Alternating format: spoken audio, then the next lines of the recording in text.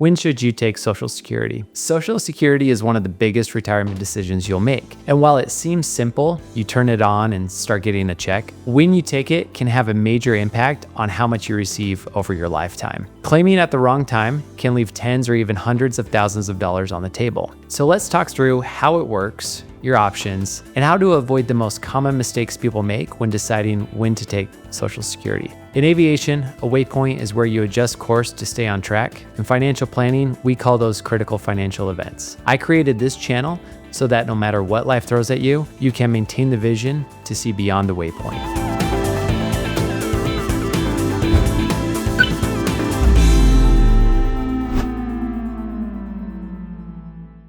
First, let's cover the basics. You're eligible to start taking Social Security as early as 62. But the earlier you take it, the smaller your benefit. Everyone has a full retirement age, or FRA, which is based on your birth year. For most people retiring today, FRA is somewhere between 66 and 67. But starting in 2027, FRA is fully phased in at 67.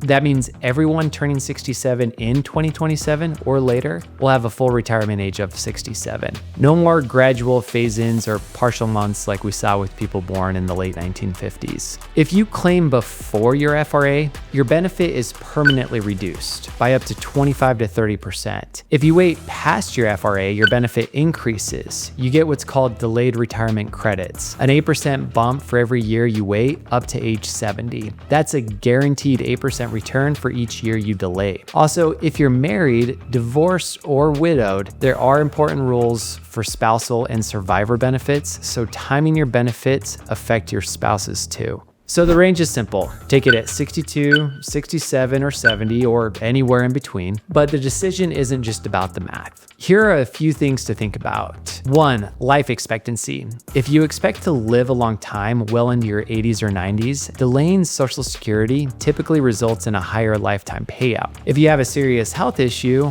or a family history of shorter life expectancy, taking it earlier might make sense. 2. Income needs. If you retire early and don't have enough to comfortably bridge the gap, you might need the income sooner. But if you're still working, taking Social Security early can cause part of your benefit to be withheld due to the earnings limit. If you claim benefits before your full retirement age and keep working, Social Security puts a cap on how much you can earn without reducing your benefit. In 2025, that earnings limit is $23,400. Anything you make over that, Social Security will withhold $1 for every $2 you earn over the limit. So if you're working and making good income, taking benefits early might mean you don't actually see much or any of your monthly check. This reduction isn't permanent. Once you reach your full retirement age, Social Security recalculates your benefit and gives you credit for the months they withheld, but it can still throw off your income plan in the short term if you're not prepared for it. 3.